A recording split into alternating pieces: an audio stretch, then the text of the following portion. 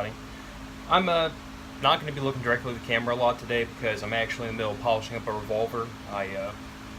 It's on Instagram if anybody's interested. I've spent a little bit of time beautifying my Ruger GP100, got it stripped down, and I've been working on the frame, the barrel, and a little on the trigger guard and the hammer. I got to do the cylinder still, but just trying to pretty it up. But while I'm sitting here, I thought I'd start the camera and talk to y'all a little bit about some of the things I've been seeing on social media that I find frustrating.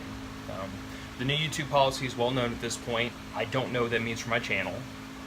I mean, I expect that my reloading video, since that is very obviously against YouTube's new policy, is going to have to come down. It's yet to be seen if my gun reviews are going to have to come down. I don't know yet if that's an intent to sell per their new policy. They're being characteristically Google vague about it, so we don't know. The gun channels here don't really know how to react yet because we haven't seen it yet. I guess when it goes to effect, we'll see how many of us get shut down and where we wind up. I will say that there is a link in the show description to my Facebook page and my Facebook group. I encourage y'all to go there, and that way, if the channel gets shut down, y'all can find out where the video content is going to wind up, because I don't know yet. Full 30, I hear, is beefing up their servers and their storage so they can actually take everybody, which they weren't able to previously. I might wind up there, I don't know. So, that's one of those things we're going to have to figure out when we figure it out. But what I've seen on social media more recently is, beyond the traditional lefty liberal anti-gun freaking out, which I always find entertaining, by the way. It's always good for a laugh to see a bunch of people scream and yell about a piece of steel and wood. I got a bunch of guns in the safe that have never harmed a single soul, so I don't know why y'all are all worried about it. But whatever. Not even gonna try to understand crazy. You can't understand crazy unless you're crazy, and I'm not crazy, so I don't understand crazy. But I've seen some musings from the anti-gunners that y'all are now considering yourselves revolutionaries, and you want to come after the gun owners. You want to bomb NRA headquarters and bomb gun shows, and y'all want to come shoot up anybody that has an NRA sticker or anything on their car. Okay, well, let's go down that rabbit hole just for a minute. We have all the guns.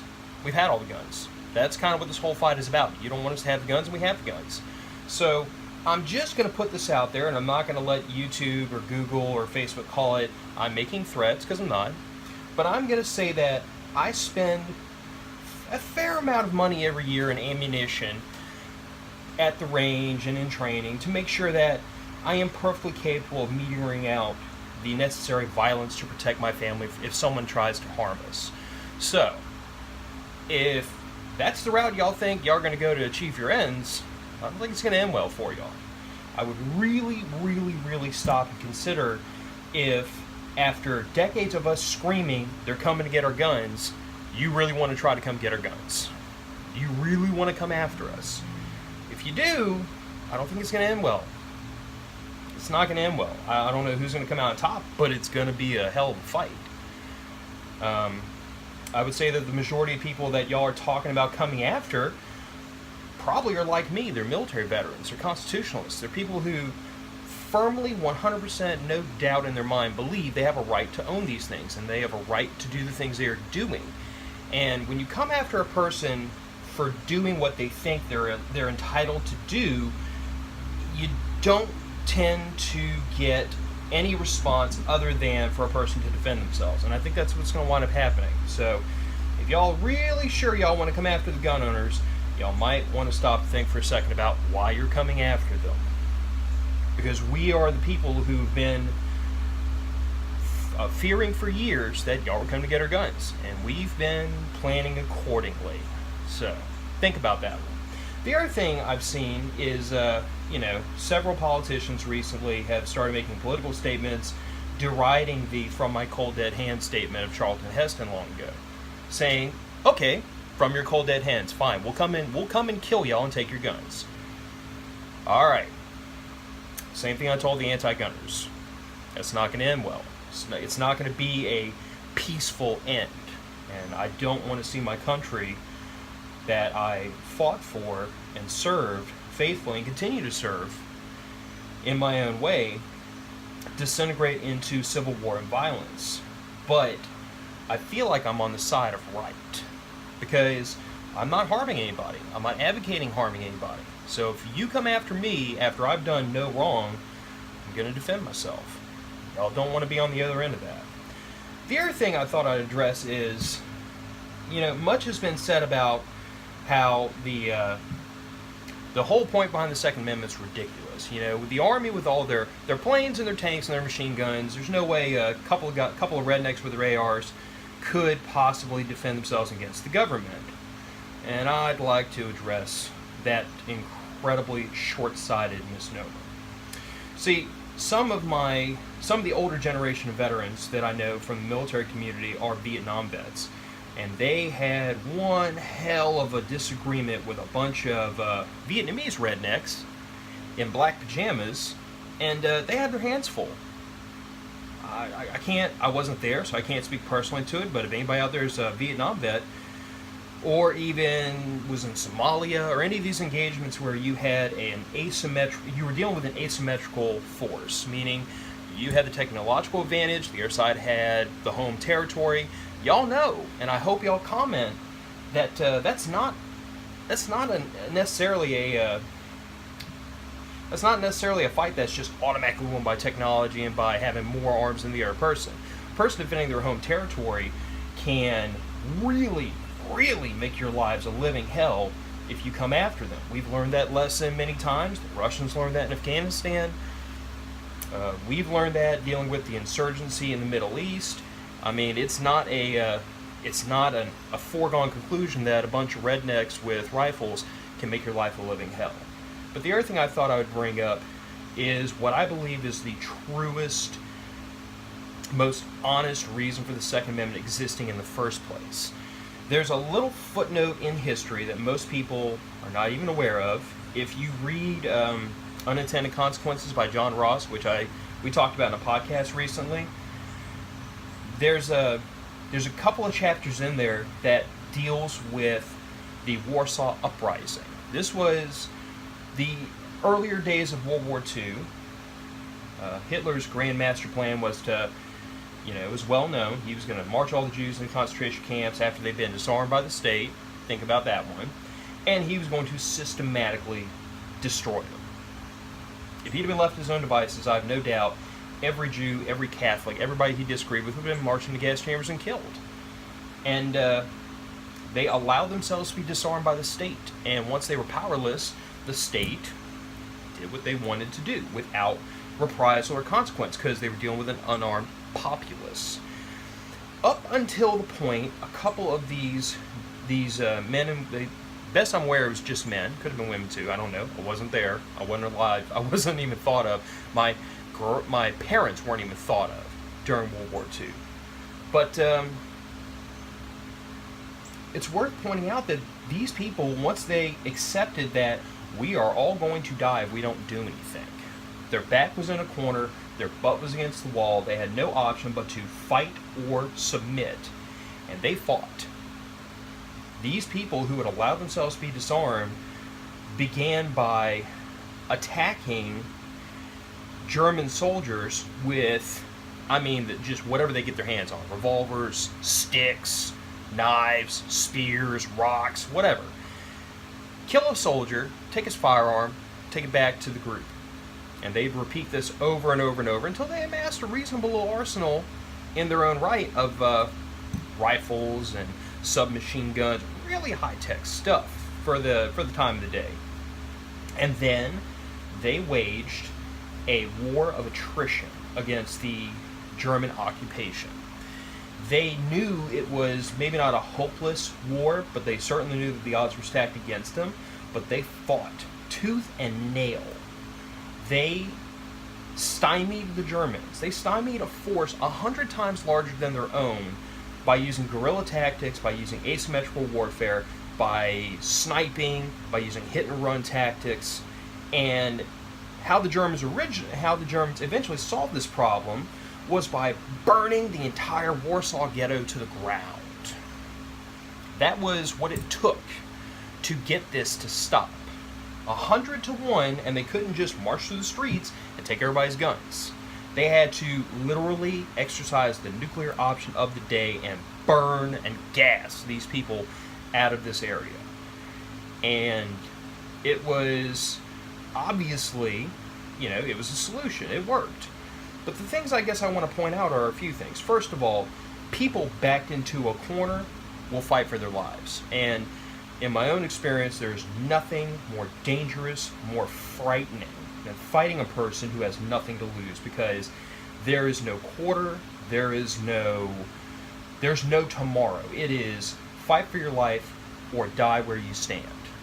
And those brave men decided we would rather die on our feet than walk into gas chambers with our heads hung low. So consider that for a moment. Also consider the fact that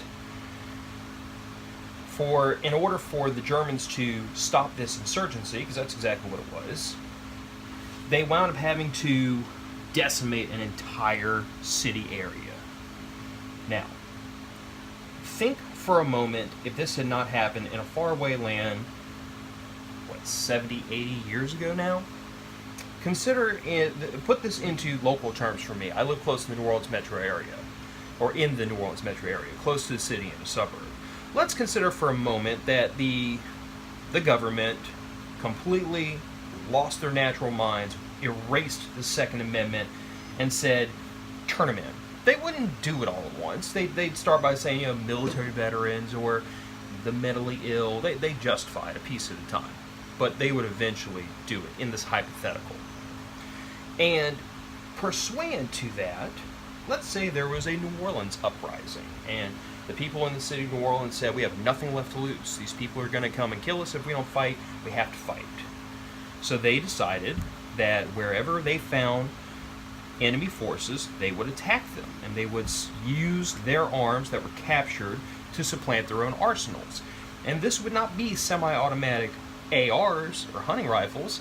They'd be getting short-barreled, full-auto rifles with cans off the enemy soldiers. They'd be bolstering their arsenal with more technologically advanced weapons of their enemy, who's not subject to gun control regulations, and they can get all this cool stuff without having to go through the NFA process or the background check or paying the tax stamp, blah, blah, blah, blah, blah. Anytime government exempts themselves from a law they subject the citizens to, start becoming concerned. Approach that very cautiously. Think about that. And let's assume in this hypothetical that in order for the government to put down this uprising, they burned New Orleans to the ground, the entire city. Everything from Chalmette to Westwego. Those of you in the local area know that, the New Orleans area is composed of lots of little suburbs, lots of little cities, but the whole thing burned it to the ground. What do you think the reaction of the people would be? How do you think people in Atlanta, Georgia, or Dallas, Texas, or any major metro area, how would they react if they watched their government burn a city to the ground? Whether the government feels they have the right to do so or not is irrelevant at that point. What do you think the public perception would be? How heavy-handed would the government have to be before the people finally realize this is not okay? So, I'm just musing here, I'm just spitballing, but what I would suggest to the people who are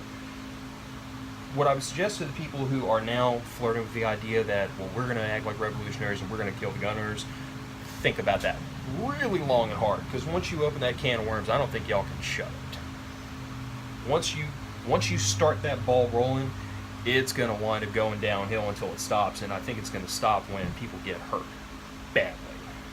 I don't want to see people get hurt. Just because I'm a gun owner and I have assault rifles and all this scary stuff, believe it or not, I'm actually a pretty peaceful person. I've never harmed a person that didn't try to hurt me first or hurt somebody I cared about. And those people that fall into that group, hey, and those people that fall into that group, the neighbor's kid just walked over and said hi. See, they're not scared of me. But the people that fall into that group, I had absolutely no problem whatsoever harming them. Didn't hurt my feelings a bit, slept like a baby afterwards, because my point of view is, If you leave me to live in peace, I'll leave you to live in peace. If you try to hurt me, all bets are off. I'm coming.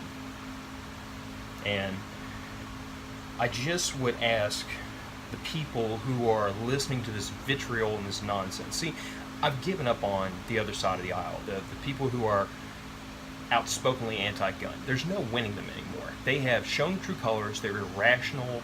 They are psychotic. They don't even have a pause in their minds and their hearts for the fact that what they're espousing might cause a war on their home soil. They don't care. So, like I've said before, you can't be rational with irrational people. And I refuse to try anymore. What I would hope is that my own personal lens to view this from is correct. In the fact that there's 10% of the country on my side that are Second Amendment says what it says, it is a right, it's not subject to infringement, discussion over. And there's 10% on the other side saying, we're taking all your guns, we're going to kill y'all. 10% on the other side. That means there's 80% of y'all in the middle of this debate who are a little left, a little to the right. And I'm asking y'all, pretty please, just stop and listen to me for a second. Do I sound like a psychotic, irrational person for saying, if you leave me alone and let me live in peace, let my family live in peace, I won't harm any of y'all? Does that sound crazy? Or does it sound crazy to say, if we see an NRA sticker in the back of your car, we're going to shoot your house up? Because that's what's being said now. Who are the crazy people in this debate? Who are the reasonable people in this debate? What's more reasonable than live and let live? You don't have to agree with what a person believes to let them live in peace. There are people that live all up and down the street I live on that I differ with on a variety of opinions, but I wouldn't harm one of them that didn't try to hurt me first, because it's just not reasonable. It's not moral. It's not acceptable in our society to try to hurt somebody who's not trying to hurt you.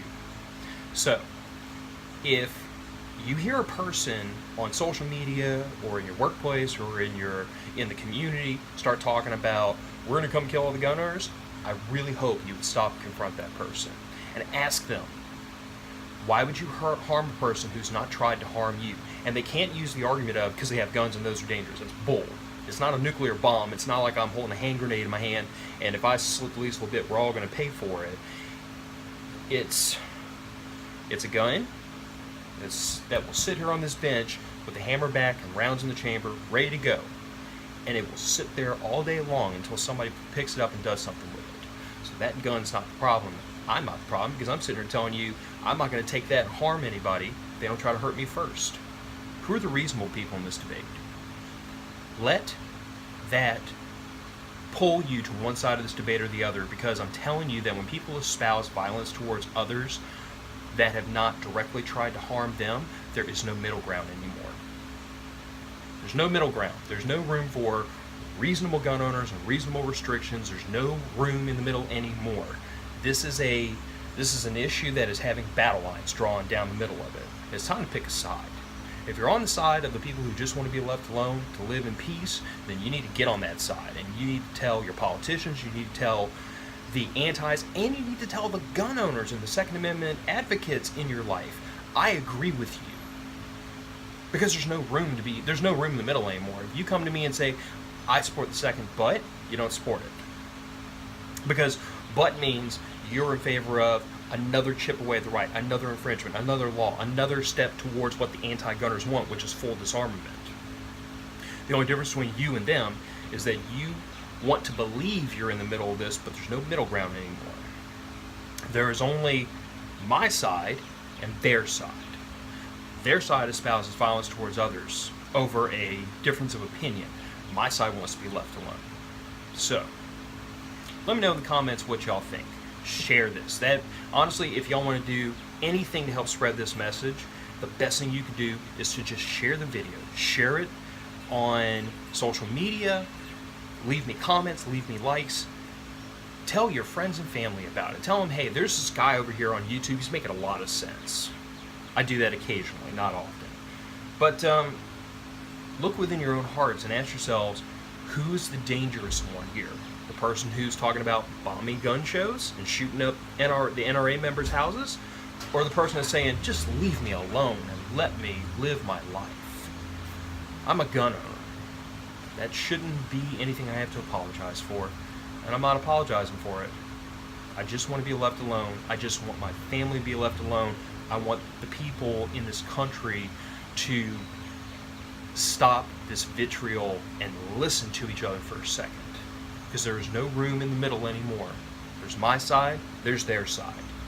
And if you want to stand in the middle, you're going to wind up in the middle. But the battle lines are being drawn here. If that side comes after my side, it's going to end poorly. I'm not going to say it's going to end poorly for them or for me, but no country can go through a civil war and it not leave wounds that take a long time to heal. I don't want to see that, but if someone comes after me and mine over a difference of opinion, I'm going to defend myself. And if y'all just leave me alone, I'll leave y'all alone. If I can't speak for all gun owners, but I'd be willing to bet that a lot of people think just like I do. Just leave us alone. Respect our rights. Respect us. We have not shot up schools. We're not in Chicago in the streets shooting people up all the time. Law-abiding gun owners are not responsible for the ills of criminals. And you cannot espouse taking guns or taking bump stocks or taking any of this stuff from law-abiding gun owners to punish the criminals. Because if we just made murder legal, they'd stop, right?